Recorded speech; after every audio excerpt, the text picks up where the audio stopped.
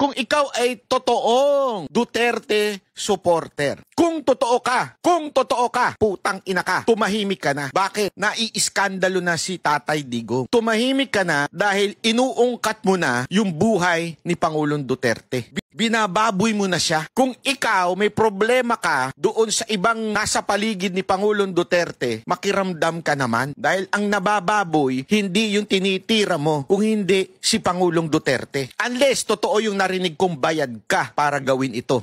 Kung ikaw ay totoong Duterte supporter, kung totoo ka, putang ina ka, tumahimik ka na. Bakit? Naiiskandalo na si Tatay Digong. Tumahimik ka na dahil inuungkat mo na yung buhay ni Pangulong Duterte. Binababoy mo na siya. Kung ikaw may problema ka doon sa ibang nasa paligid ni Pangulong Duterte, makiramdam ka naman. Dahil ang nabababoy, hindi yung tinitira mo, kung hindi si Pangulong Duterte. Unless totoo yung narinig kong bayad ka para gawin ito.